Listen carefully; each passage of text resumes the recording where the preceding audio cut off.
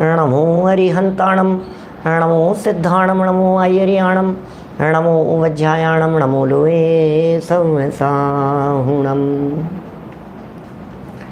वंदे तो सब सिद्धे ध्रुवमचल मनोवमं गदिं पते। वोचामी समय पाहुड़ मिणमो सुध केवली वणिदम। नमः समय साराय स्वानुभूत्या चकासते। चित स्वभावाय भावाय सर्वभावांतरचिदे। जिन्ह स्वानुभूति से घेरी मम स्वानुभूति मधिगेरी। श्री विमल धारा जैन श्रुत आनंद अमृत से भरी। समता प्रवाह बहावती रागाधि विकल्प तोड़ी के। माँ सरस्वती प्रतिभाव वंदन दृष्टि निज में जोड़ी के।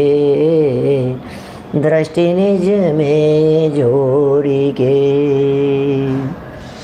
ग्रंथराज समयसार जी यहाँ विराजमान है। श्रीमद् भगवत कुंद कुंदाचार्य देव प्रणीत यह परम उपकारी अनुपम ग्रंथ भाग्य था हमारा जो उपलब्ध हो गया ये ग्रंथ। अभागों को ये बातें सुनने को नसीब नहीं होती, भाग्यशालियों के कान में ये बातें पड़ती है। भाग्यशाली ही लोग होते हैं जिन्हें शुद्धात्म तत्व की चर्चा जानने, सुनने, समझने और पढ़ने का अवसर प्राप्त होता है। कर्ता कर्म अधिकार अनादिकालीन मिथ्या मान्यताओं के ऊपर वज्र प्रहार करने वाला येन केन प्रकारेण हमारी ये मान्यताएं टूट जाए। हमारा अभिप्राय जो खोटा बना हुआ है पर में कर्ता धर्तापन का वो निकल जाए। और क्या बतलाएं आपको, माने अकेले पर में कर्ता धर्तापन के वो खोटे परिणाम ही नहीं राहुल जी सिडनी वाले, पर में खोटे भाव जो पर के कर्ता धर्तापन के हैं अकेले वो ही नहीं, कर्म भी मेरा कर्ता धर्ता है। मैं कर्म के फल को भोगता हूँ, ये भी बहुत बड़ी बात है। और ये बातें तो इसने शास्त्रों को पढ़ पढ़ करके अपना रखी है। प्रथमानुयोग पढ़ता है, करणानुयोग पढ़ता है, सिद्धांतों को पढ़ता है, आगम ग्रंथों को पढ़ता है और आगम ग्रंथों को पढ़ पढ़ करके ये समझता है कि यही तो सच है, यही तो लिखा है, शास्त्रों में लिखा है। देखो जिनवाणी कह रही है, देखो जिनवाणी कह रही है, देखो शास्त्र कह रहे हैं, देखो आगम में कही गई बात है। अब शास्त्रों को पढ़ पढ़ करके आगम की बात कर रहा है, शास्त्रों को पढ़ पढ़ करके ऐसा समझ रहा है कि मैं तो सही मान रहा हूँ, जबकि ये नहीं समझ रहा है कि शास्त्रों में कही गई ये सारी बातें व्यवहार नए से कही गई बातें हैं। ये सारी बातें जो जनवाणी के अंदर कही गई है इनमें परमार्थ कुछ और है और कहने की बातें कुछ और है। यदि हम कहने की बातें और परमार्थ की बातें इन दोनों में यदि अंतर समझ लेंगे तो बराबर वस्तु स्थिति समझ में आ जाएगी। ये कर्ता कर्म अधिकार जिसकी यहाँ चर्चा की जा रही है 109 से लेकर के 112 तक की ये गाथाएं, 109 से लेकर के 112 इन चार गाथाओं का ये ग्रुप है। और इन चार गाथाओं के ग्रुप में एक बार मूल गाथा का पाठ कर लेते हैं, उसके बाद में अपन चर्चा करेंगे। 195 नंबर पेज निकालिए, क्या कह रहे हैं देखिए 195 नंबर पेज पर।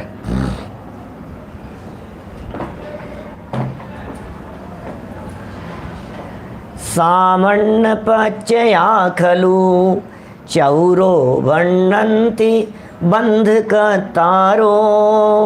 मेच्चतम अविरमणम कसाय जोगाय बोधवा। 110 11 12 है ये ग्रुप भी बतला रहे हैं। ते सिंपुणो वियमो भणी दो भेदो दुते रस वियपो। मेचा देठी आदि जाव सयोगे सचर मंतम। हे दे अचेदना खलु पोगलकमुदय संभवा जम्मा तेजदि करेन्ति कम्मं नविते सिंवेद गो आदा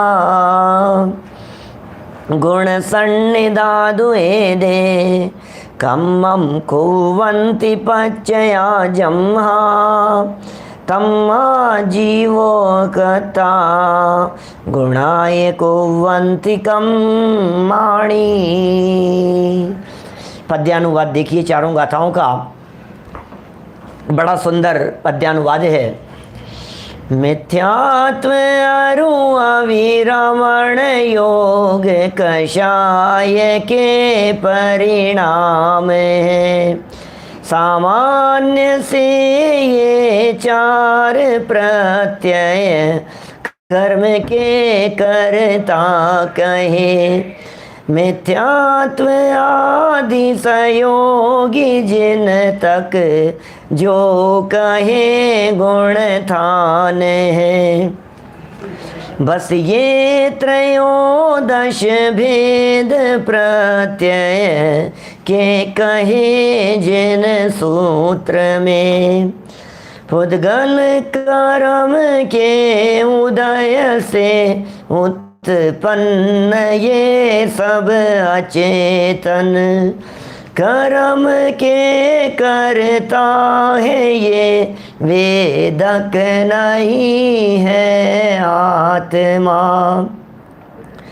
गुण नाम के ये सभी प्रत्यय कर्म के करता कहे, करता रहा ना जीव ये गुण था नहीं करता रहे।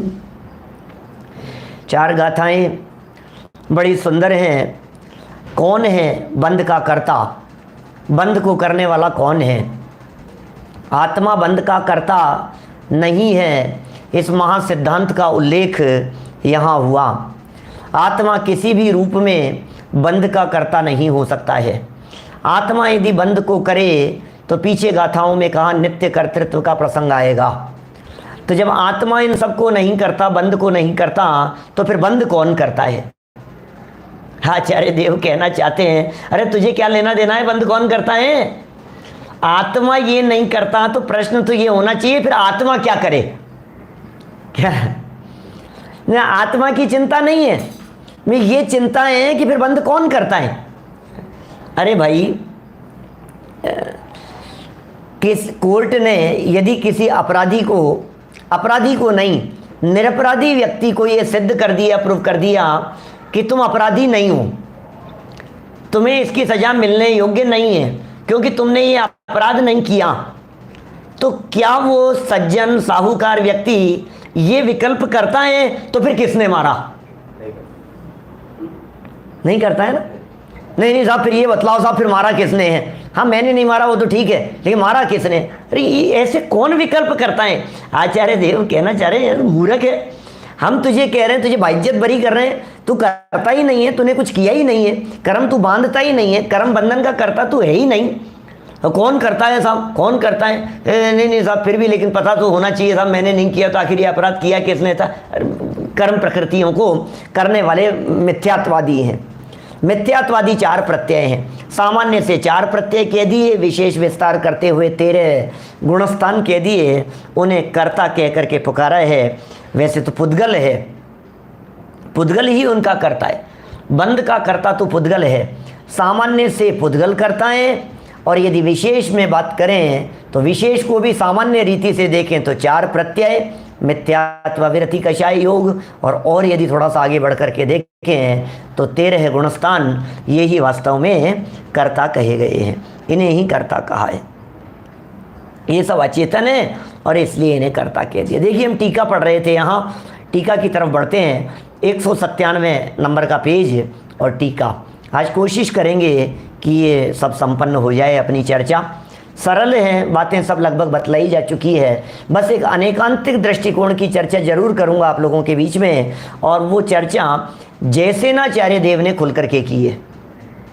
तो मैं जयसेनाचार्य देव का प्रकरण अपनी पुस्तक के अतिरिक्त पढ़ूंगा। देखिए पेज नंबर 197 पर निश्चय की प्रमुखता से कही गई बातें हैं।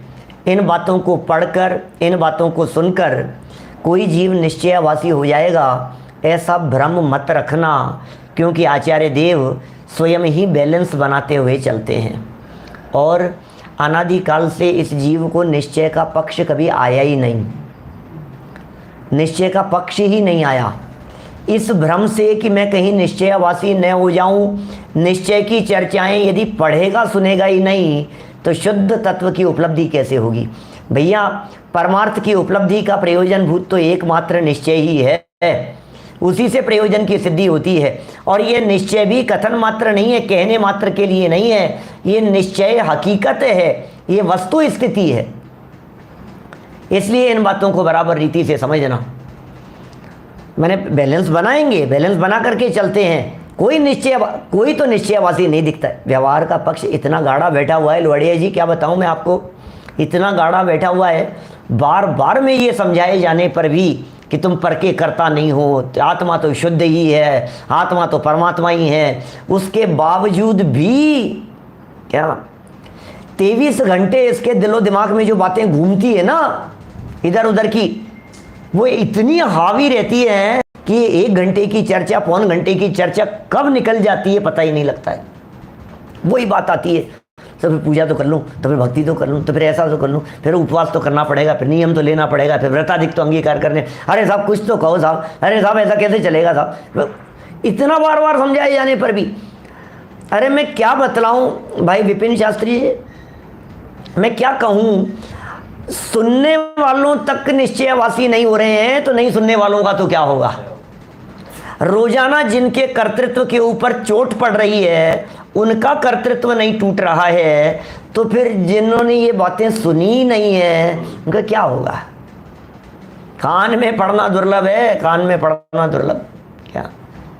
ये बातें पढ़ने वाले निश्चयवासी हो जाएंगे यदि ऐसा लगता है तो एक बार गंभीरता से विचार करना, जिन्होंने लिखी थी क्या वे निश्चयवासी थे क्या।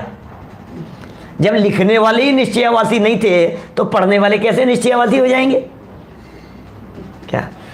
अरे उनके तो जीवन में उतर रही थी, उन्होंने तो दिन रात पचाया था उस बात को, तब जाकर के उनकी लेखनी में वो बात निकली है। और हमने 4 लाइन पढ़ ली और हम निश्चयवासी हो जाएंगे। कोई नहीं होने वाला है निश्चयवासी। एक निश्चयवासी नहीं दिखता है पूरे समाज में। निश्चय, यदि निश्चयवासी कौन होता है निश्चयवासी, मोक्ष मार्ग प्रकाशक का जरा निश्चयवासी पढ़ करके देखो तो पता लगे निश्चयवासी कौन होता है। ये शुद्ध आत्म तत्व की चर्चा करने वाले निश्चयवासी नहीं होते हैं। निश्चयवासी वे होते हैं जो आत्मा को तो शुद्ध कहते हैं और जिनका क्रिया परिणाम आचरण सब खोटा होता है, वो निश्चयवासी होते हैं। शुद्ध शुद्ध की बातें करें और बाह्य आचरण का ठिकाना नहीं हो, खान पीन का ठिकाना नहीं हो, परिणामों का ठिकाना नहीं हो। अरे आएंगे जो आएंगे परिणाम, कुछ भी आएंगे, विषय कषायों के परिणाम आएंगे, पाप के परिणाम आएंगे, हिंसा झूठ आदि के परिणाम आएंगे, खोटे व्यापार करने के परिणाम आएंगे, चोरी अनीति अन्याय बेईमानी धोखाधड़ी के परिणाम आएंगे। और फिर बात करो उनको कुछ समझाओ तो वो ये कहेंगे आत्मा तो शुद्ध है, कुछ करता ही नहीं। वो निश्चयाभासी है क्या। माने निश्चयाभास किसका नाम। हम तो चर्चाएं सुन रहे हैं, शुद्ध सात्विक आचरण है, चरणानुयोग और द्रव्यानुयोग के सुमेल पूर्वक शुद्ध आत्मा की चर्चाएं करने वाले कभी निश्चयवासी नहीं होते। चरणानुयोग के सुमेल पूर्वक, चरणानुयोग के अनुसार यदि द्रव्यानुयोग हो, धर्मचंद जी साहब क्या वे निश्चयवासी नहीं होते क्या। निश्चयवासी होने का भ्रम नहीं रखें और चर्चा को सुने। कौन है और फिर जयसेनाचार्य देव कह रहे हैं अरे आचार्यों ने संभाला है, आचार्यों ने समझाया है। प्रकरण पढ़ते हैं, पहला पैराग्राफ यद्यपि पढ़ लिया था लेकिन फिर पढ़ लेते हैं दोबारा, है ना। पुद्गल कर्म का कर्ता वास्तव में तो एक पुद्गल द्रव्य ही है। उस पुद्गल द्रव्य के मिथ्यात्व, देखो वास्तव में तो पुद्गल द्रव्य का कर्ता पुद्गल द्रव्य ही है, हकीकत में तो पुद्गल द्रव्य ही पुद्गल द्रव्य का कर्ता है, एक ही है। उस पुद्गल द्रव्य के मिथ्यात्व, वृत्ति, कषाय और योग, ये 4 प्रकार हैं। उस पुद्गल द्रव्य के 4 प्रकार कहें। ये 4 प्रकार के बंध के सामान्य हेतु होने से ये बंध के कर्ता हैं। इनके ही भेद करने पर मिथ्या दृष्टि से लेकर संयोग केवली पर्यंत 13 प्रकार होते हैं, जिन्हें 13 गुणस्थान कहते हैं। विशेष भेद के विचार करने पर ये 13 कर्ता हैं, माने 13 गुणस्थान कर्ता हैं। देखिए फिर कहते हैं, यहाँ आचार्य देव कहते हैं कि पुद्गल कर्म के विपाक के प्रकार होने से अत्यंत अचेतन ये 13 गुणस्थानी कर्ता होकर व्याप्य व्यापक भाव से पुद्गल कर्म को करें तो भले करें, इनमें आत्मा का क्या आया। अभी देखिए यहाँ ये कह रहे हैं अचेतन ये 13 प्रकार के गुणस्थान व्याप्य व्यापक भाव रूप होकर के, माने गुरुदेव श्री ने जब इनके व्याख्यान किए इतना बैलेंस रखते थे गुरुदेव श्री, वाणी में ऐसे मर्म निकल करके सामने आते हैं। वे पता है क्या व्याख्या की उन्होंने इसकी व्याख्या करते हुए कि इन पुद्गल कर्मों के साथ में इन गुणस्थान आदि का वास्तव में तो व्याप्य व्यापक भी नहीं बैठता। क्या? क्योंकि गुणस्थान आदि जीव के परिणाम और उनके साथ में व्याप्य व्यापक कैसे बैठेगा इनका? वो जीव के परिणाम है और उन परिणामों के साथ में इनका व्याप्य व्यापक कैसे बैठे? तो बोले व्याप्य व्यापक घटित करने की भी स्टाइल है। बोले वो कैसा व्याप्य व्यापक बना? यह परिणमति से कर्ता वाला व्याप्य व्यापक नहीं, इस तरह का व्याप्य व्यापक समझना जैसा व्याप्ति ज्ञान वाला है। शास्त्री जी जो व्याप्ति ज्ञान कही है ना, यत्र यत्र धूमे है तत्र तत्र वन्नी, क्या ये व्याप्ति? जहां जहां धुआं है वहां वहां अग्नि है, इसका नाम व्याप्त। तो गुणस्थान जहां जहां है वहां वहां बंधन है। क्या? जिस गुणस्थान की चर्चा कर रहे हैं उस गुणस्थान में उतना बंधन है, ये व्याप्ति। इस तरह का व्याप्य व्यापक घटित करना, ऐसा व्याप्य व्यापक नहीं कि वो गुणस्थान कर्म रूप परिणमित हो रहा है, ऐसा नहीं होता है। पीछे जो व्याप्य व्यापक की जो चर्चा की है वैसा व्याप्य व्यापक, बोले यह परिणमति से कर्ता वाला व्याप्य व्यापक, बोले वो यहाँ घटित नहीं होगा। ठीक है ना, ये बहुत मर्म की बात है, समझने योग्य बात है। अदरवाइज आप ये कहने लगो कि जो गुणस्थान है वो गुणस्थान ही कर्म रूप से परिणमित होते हैं, कार्माण वर्गणा रूप से गुणस्थान परिणमित होते हैं। नहीं नहीं नहीं नहीं नहीं, मिथ्यात्व गुणस्थान में मिथ्यात्व के योग्य कर्म प्रकृतियों के साथ में व्याप्ति बैठती है। चौथे गुणस्थान में चौथे गुणस्थान के योग्य कर्म प्रकृतियां, कल भी मैंने ये पॉइंट आप लोगों को बतलाया था इस तरह का, लेकिन वो व्याप्य व्यापक बनने की मैंने विशेष स्पष्टीकरण नहीं किया था, इसलिए आज मैंने थोड़ा सा और खोलने का प्रयत्न किया। डॉक्टर किरण भाई शाह साहब पूना वाले, बोलो। देखिए क्या कह रहे हैं, कोई अरे डीप में उतरो, डीप में उतरे बिना मजा नहीं आता है। ऊपर ऊपर से किनारे पर बैठ करके रत्न नहीं हासिल हुआ करते हैं। क्या? गो डाउन, नीचे उतरो जरा। आज नियम सारक के विधान में शुद्ध भाव अधिकार की स्थापना, पूजन की स्थापना करते समय दादा ने बतलाया गो डाउन, गुणों का गो डाउन, ऐसे शब्द का प्रयोग किया। पर बोलते गो डाउन, गो डाउन, तो गो डाउन, नीचे उतरो, नीचे उतरो। इस शुद्धात्म तत्व की तलहटी में उतर करके देखो, ये है गो डाउन। देखिए क्या कह रहे हैं यहाँ यदि कोई ऐसा तर्क करे कि पुद्गल में मिथ्यात्वादी को भोगता हुआ जीव स्वयं ही मिथ्या दृष्टि होकर पुद्गल कर्म को करता है, समझना क्या कह रहे हैं ये। क्या सचिन जी क्या कह रहे हैं? प्रश्न, कोई व्यक्ति तर्क करे कि पुद्गल में मिथ्यात्वादी को भोगता हुआ, मिथ्यात्व को भोगता हुआ, पुद्गल में मिथ्यात्व को, चूंकि ये भोग रहा है ना तो इसलिए यही करता होगा भैया, जीव ही करता होगा। मिथ्यात्वादी को भोगता हुआ जीव स्वयं ही मिथ्या दृष्टि होकर पुद्गल कर्म को करता है। काला साहब क्या लिख रहे हैं? पुद्गल कर्म को कौन करता है? बोले जीव करता है। फिर घुमा फिरा करके देखो तर्क कर रहे हैं, कैसे तर्क कर रहे हैं कि एक बात बतलाओ, भोगता कौन है? जीव भोगता है ना, स्वयं मिथ्यात्व कर्म का उदय आया, जीव ने मिथ्या दृष्टि होकर के उसको भोगा, जीव ही मिथ्या दृष्टि हुआ। तो जीव ने मिथ्या दृष्टि होकर के भोगा, तो चूंकि भोगा इसने, इससे सिद्ध होता है कि किया भी इसी ने होगा। क्या भाई, जिसने भोगा है किया भी तो उसी ने होगा। माने अरे तो बच्चा बच्चा जानता है, गांव गांव में छोटे छोटे से बच्चों की चर्चाएं हैं। गुरुदेव प्रसंग सुनाया करते थे इस तरह का। एक बालिका, छोटी सी बालिका, 7-8 साल की बालिका, वो कोई किसी तरह की कोई बीमारी हो गई, तकलीफ हो गई, तो वो अपनी माँ से, दादी से पूछती है कि दादी मैंने कौन से ऐसे पाप किए हैं। क्या वो छोटे छोटे बच्चे भी कह रहे हैं हमने ऐसा क्या क्या, क्या अपराध किया है, ये मेरे को कौन से कर्मों का फल मिल रहा है। इसका मतलब वो जानते हैं कि ये जो मुझे फल मिल रहा है ये मेरे ही किए हुए का मिल रहा है। सब कहते हैं ये बात, जैसा करेगा वैसा भरेगा, है करेगा वही भरेगा। तो भर रहा है इसका मतलब किया होगा क्या। तो ये तर्क प्रस्तुत कर रहा है शिष्य। यहाँ अमृत चंद्राचार्य देव ने ये तर्क शिष्य के मुंह में डाला है, और शिष्य ये बात कह रहा है कि मुझे तो एक बात बतला दो, मिथ्यात्व कर्म का उदय आया, जीव मिथ्या दृष्टि है, जीव मिथ्या दृष्टि हुआ, उस मिथ्यात्व को जीव भोग रहा है, उस बंध के फल को जीव भोग रहा है। तो जीव क्यों भोग रहा है भाई साहब? जीव भोग रहा है इसका मतलब जीव नहीं किया था। इस तरह से जीव ही उन बंध प्रकृतियों का, उन कर्मों का कर्ता होता है, ऐसा ये शंका कर रहा है, तर्क कर रहा है शिष्य। समाधान सुनो, उससे कहते हैं इस प्रकार का तर्क वस्तुतः अविवेक है। क्या क्या मंदबुद्धियों जैसी बात कर रहा है अविवेक से बात कर रहा है। अविवेक की निशानी ही है, क्योंकि भाव्य भावक भाव का अभाव होने से निश्चय से पुद्गल द्रव्यमय मिथ्यात्वादी का भोक्ता भी आत्मा नहीं है। तो किसने कहा मिथ्यात्व को भोग रहा है आत्मा? पुद्गल द्रव्यमय मिथ्यात्व का भोक्ता आत्मा नहीं है। तो फिर पुद्गल कर्म का कर्ता कैसे हो सकता है भाई, जब वो पुद्गल कर्म को भोगता ही नहीं है। आचार्य देव ने क्या सिद्ध किया? आचार्य देव ये सिद्ध कर रहे हैं कि मिथ्यात्वादी का भोक्ता आत्मा नहीं है। वो कह रहा था चूंकि भोक्ता है इसलिए कर्ता होगा, आचार्य देव कह रहे हैं भोक्ता भी नहीं है। जब भोक्ता ही नहीं है तो कर्तापन का तो हम निषेध कर ही रहे हैं।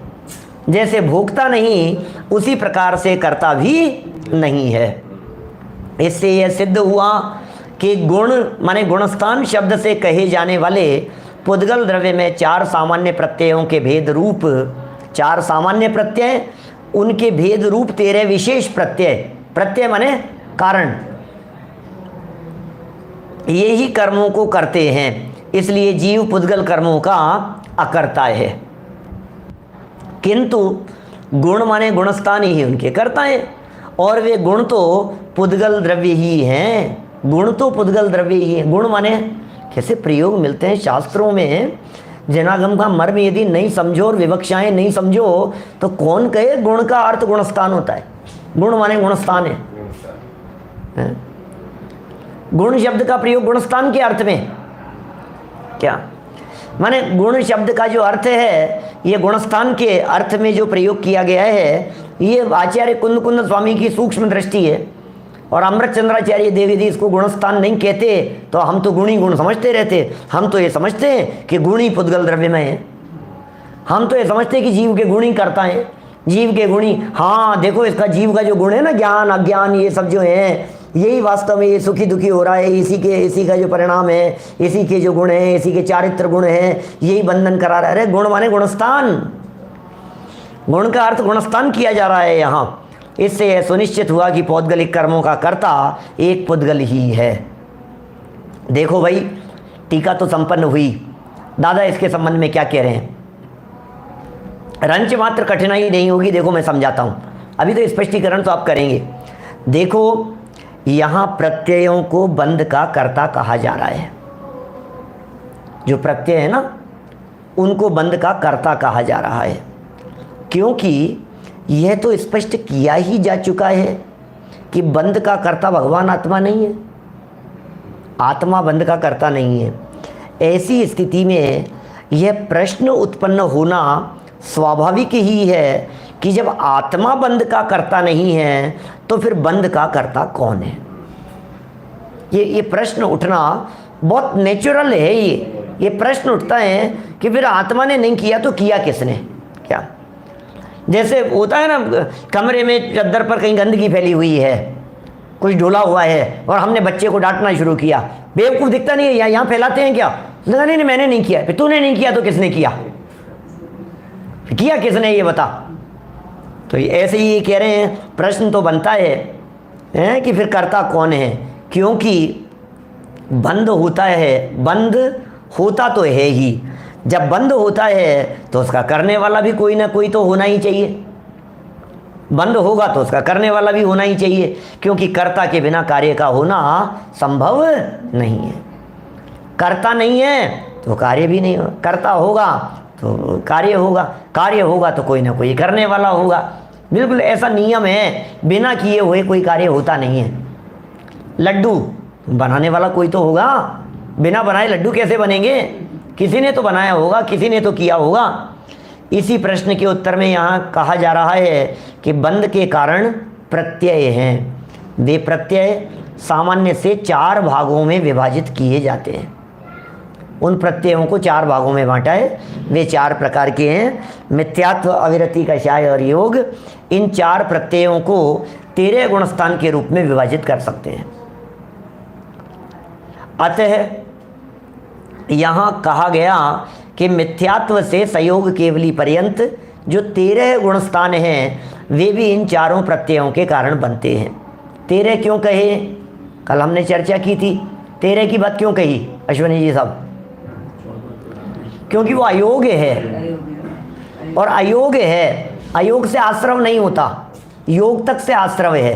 तो 13वें गुणस्थान तक आश्रव है, भले ही गिरियापत आश्रव होता हो, लेकिन वो योग से है, इसलिए योग तक की ही, संयोग केवली तक की ही चर्चा की है।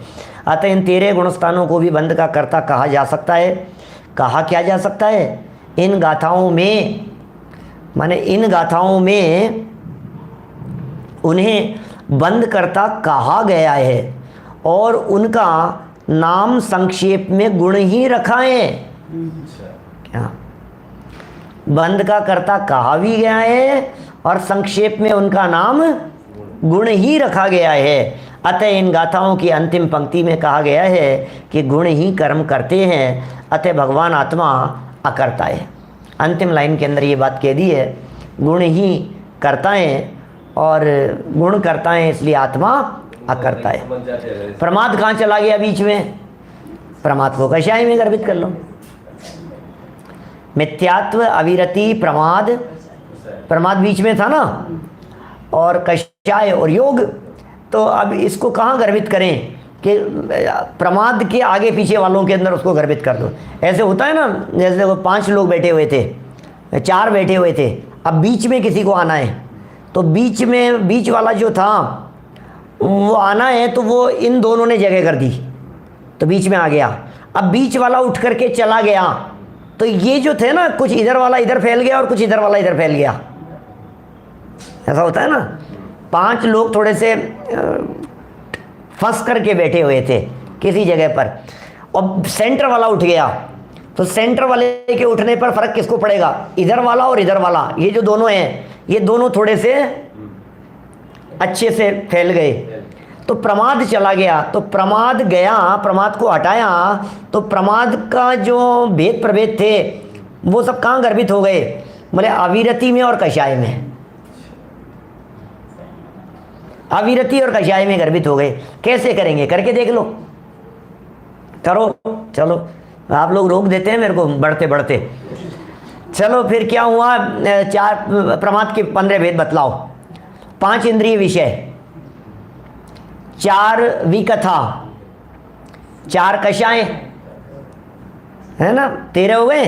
निद्रा और स्नेह, 13 है ना। निद्रा, प्रणय, प्रणय को स्नेह कहते हैं, प्रणय माने स्नेह। तो 5 इंद्रिय विषय, 5 इंद्रिय विषय अविरति में चले गए। ये 5 थे ना, मिथ्यात्व, अविरति, प्रमाद, कषाय, योग। अब एक तरफ कषाय है, एक तरफ प्रमाद है, तो कुछ प्रमाद अविरति में जाएंगे और कुछ कषाय में जाएंगे, प्रमाद के भेद। तो 5 इंद्रिय विषय अविरति है, 4 विकथाएं अविरति में चली गई, ठीक है ना। 4 कषाएं कषाय में चले गया, निद्रा प्रमाद में चले गया, स्नेह रागात्मक होने से कषाय में चला गया, प्रेम। तो समझ में आ रही है? ये जो प्रमाद था ना, ये प्रमाद ये दोनों तरफ चला गया। तो बोले प्रमाद की जरूरत नहीं है, इन्हीं में काम चल गया, तो 4 रह गए। मिथ्यात्व, अविरति, कषाय, योग हो गए। देखिए क्या कह रहे हैं यहाँ, ध्यान रहे, गुण शब्द का अर्थ गुणस्थान ही समझना, ज्ञानादि गुण नहीं। अरे ज्ञानादि गुण नहीं, कोई गुण मत समझ लेना इनका अर्थ, ज्ञानादि गुण मत समझ लेना। तात्पर्य यह है कि ज्ञानादि गुण बंध के कारण नहीं है, गुणस्थान बंध के कारण है। क्या गुणस्थानों को बंध के कारण कह करके पुकारा गया है। अब गुणस्थान बंध के कारण, तो आप बताओ गुणस्थान, अच्छा गुणस्थान यदि बंध के कारण नहीं है तो उस गुणस्थान से ऊपर उठ जाने पर उस गुणस्थान वाला बंध क्यों रुक जाता है? मिथ्यात्व संबंधी 16 कर्म प्रकृतियां हैं, अनंतानुबंधी संबंधी 25 कर्म प्रकृतियां हैं। तो मिथ्यात्व गुणस्थान गया तो 16 प्रकृतियां का आश्रय रुक गया, अनंतानुबंधी चली गई माने दूसरा गुणस्थान से भी ऊपर उठ गए तो 25 कर्म प्रकृतियों के भी आश्रय रुक गया, सम्यक्त्व हो गया। तो अब सम्यक दृष्टि जीव को ये नहीं हो रही है, मिथ्यात्व संबंधी नहीं हो रही है और सम्यक दृष्टि संबंधी हो रही है।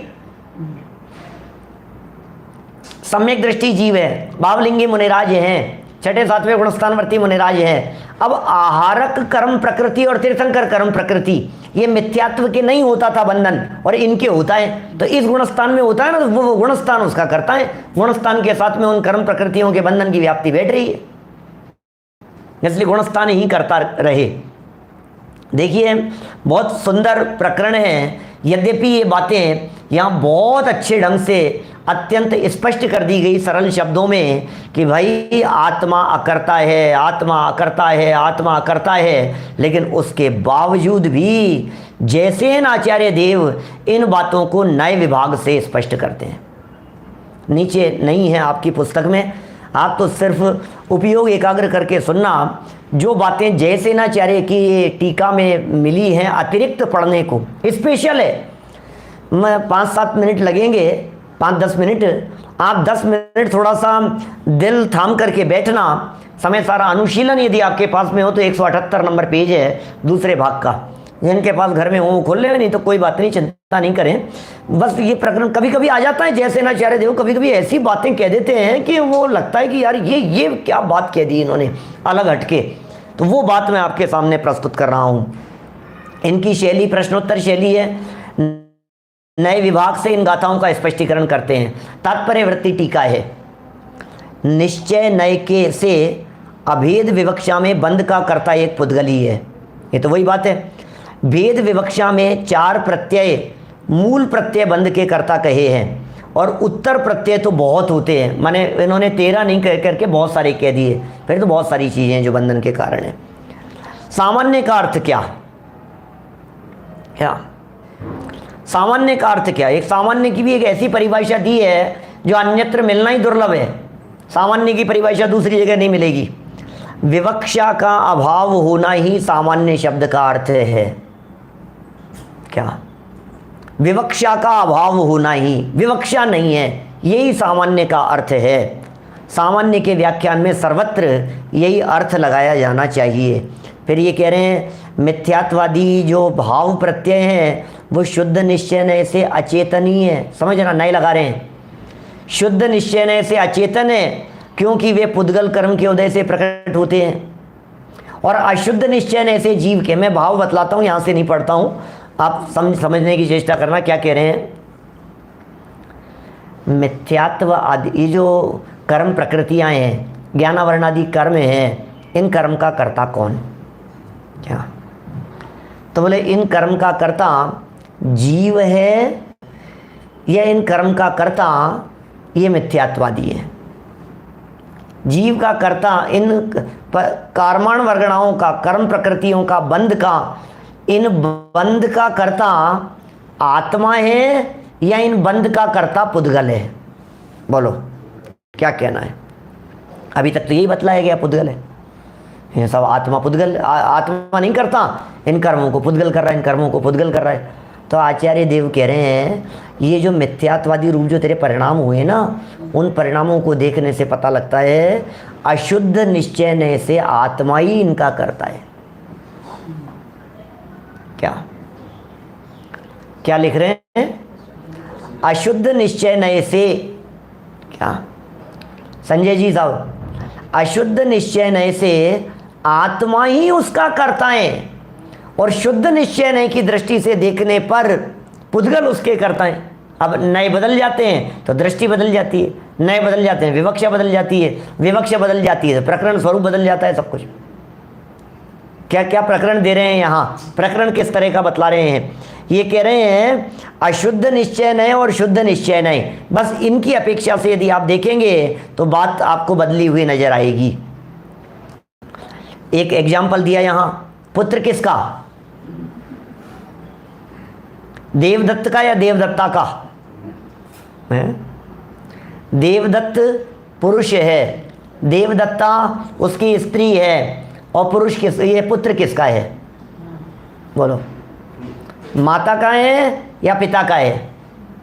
दोनों का है? घर में हो, स्कूल में जाए तो पिता का कहलाए, आस पड़ोस में मोहल्ले में पिता का कहलाए, और ननियाल में जाए तो माँ का कहलाए। ननियाल में जाते हैं तो कौन कौन है भैया? ये अरे किसका बेटा है?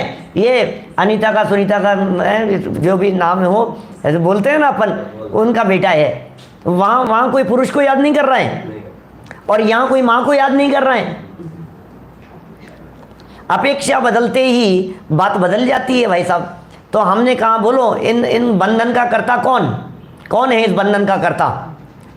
तो बोले सुनो, यदि निश्चय नय से बात करोगे, शुद्ध निश्चय नय से बात करोगे, विशेषकर शुद्ध देखने वाले दृष्टिकोण की अपेक्षा से देखोगे तो आत्मा में रागादिक दिखाई नहीं देंगे, इनका कर्ता तो पुद्गल है।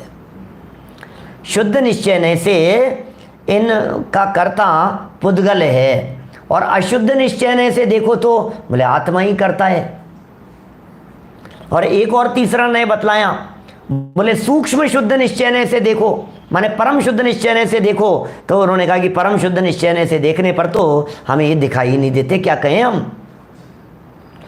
देखिए एक बहुत सुंदर वाक्य दिया है इन्होंने, यदि परमार्थ से विचार करें, 179 नंबर पेज है अनुशीलन का, फर्स्ट लाइन है, यदि परमार्थ से विचार करें, परमार्थ से विचार करें तो मिथ्यात्व रागादि प्रत्यय न तो एकांत से जीव रूप ही हैं और न एकांत से पुद्गल रूप ही हैं।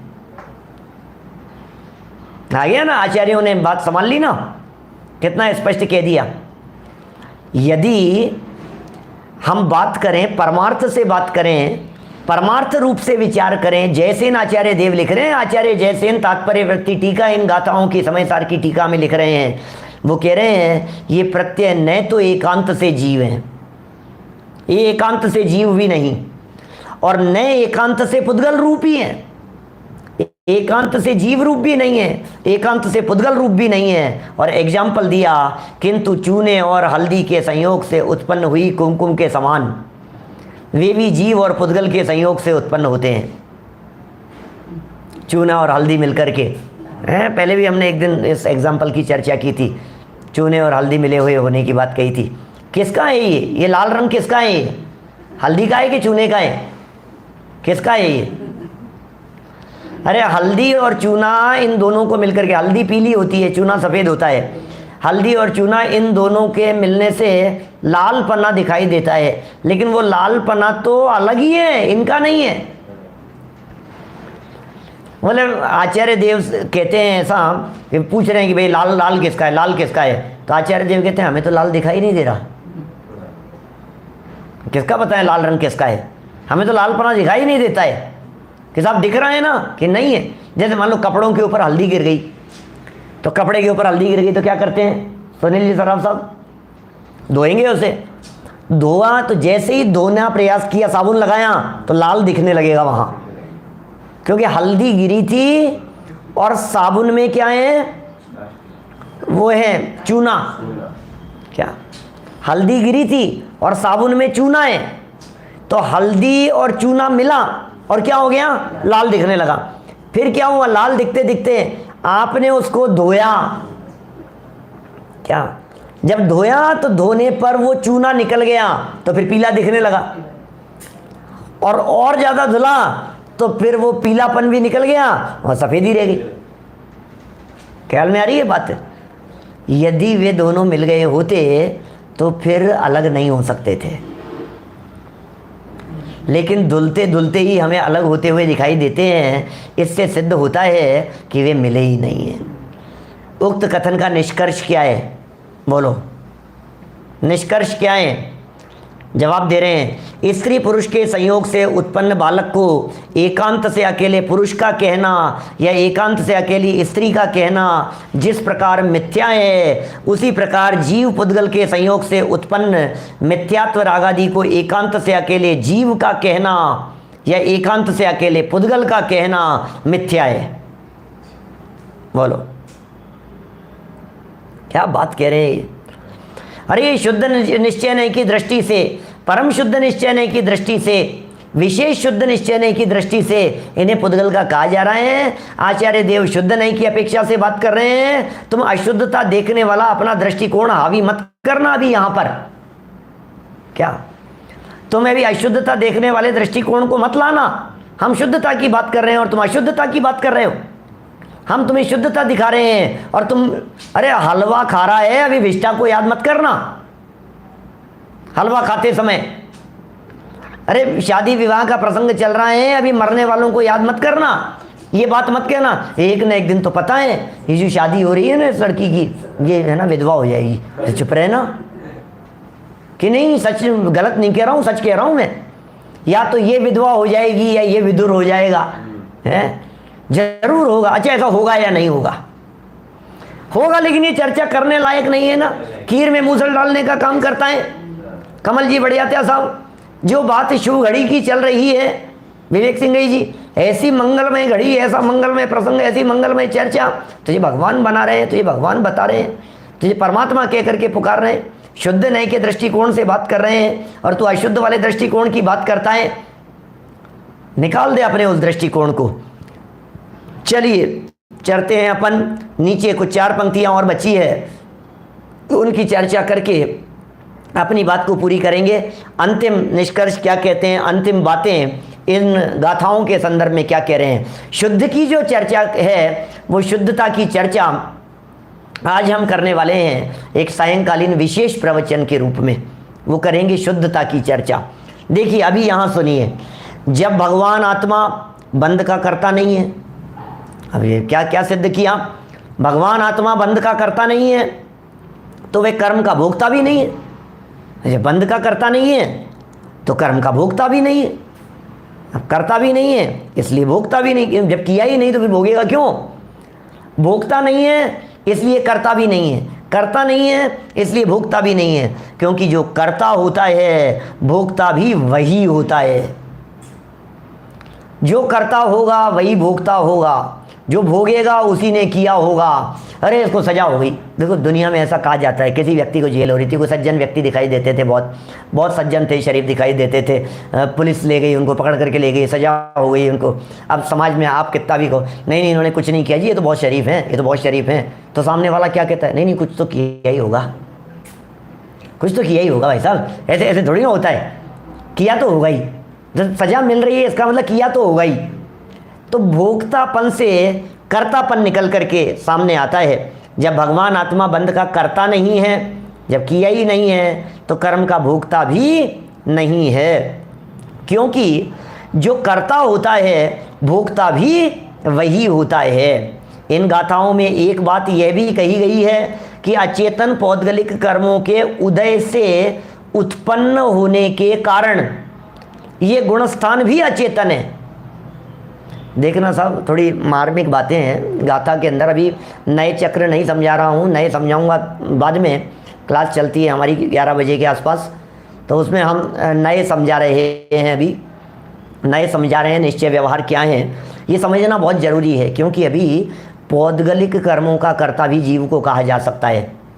क्या पौद्गलिक कर्मों का कर्ता जीव को कहना ये असद्भूत व्यवहार नए से है। विकारी भावों का कर्ता जीव को कहना ये अशुद्ध निश्चय नय से है, और उन्हें पुद्गल का कहना ये शुद्ध निश्चय नय से है। और परम शुद्ध निश्चय नय की दृष्टि से देखने पर तो इस जीव में रागादि, विकारी भाव, अशुद्धता, द्रव्य कर्म, भाव कर्म कुछ भी दिखाई नहीं देते। अभी ये पौद्गलिक कर्म है और अचेतन है ये पौद्गलिक कर्म, और इनके उदय से उत्पन्न होने के कारण गुणस्थान भी अचेतन है, क्योंकि गुणस्थान भी कर्म के उदय से हो रहे हैं, इसलिए गुणस्थान भी अचेतन है, पुद्गल हैं, और ये ही बंध के कर्ता भोक्ताएं हैं। अब आगामी गाथाओं में ये बताया जा रहा है कि विगत गाथाओं में जिन मिथ्यात्वादी प्रत्ययों को या गुणस्थान रूप प्रत्ययों को बंध का कारण बताया गया है, उन प्रत्ययों और कर्म नौकर्म से भगवान आत्मा अत्यंत भिन्न ही है। माने भगवान आत्मा इनसे अत्यंत भिन्न है। उत्थानिका में अत्यंत स्पष्ट शब्दों में कहा गया है कि जीव और प्रत्ययों में एकत्व नहीं है। ये बतलाने वाली आगे 3 गाथाओं का ग्रुप है। कल हम इस प्रकरण को आगे बढ़ाएंगे। अभी की बात को यहीं विराम देते हैं। इतनी सी छोटी सी सूचना है कि आज शाम के प्रवचन में हम चर्चा करने वाले हैं नियम सार के आधार पर शुद्ध तत्व की, शुद्धात्म तत्व की, परम शुद्ध निश्चय के विषयभूत आत्म तत्व की चर्चा करेंगे। अभी निज निधि निज में बताई, यह अनंत उपकार है, उसके लिए जनवाणी माँ को वंदना शतबार है। नमो हरि, नमो सदा, नमो सदा।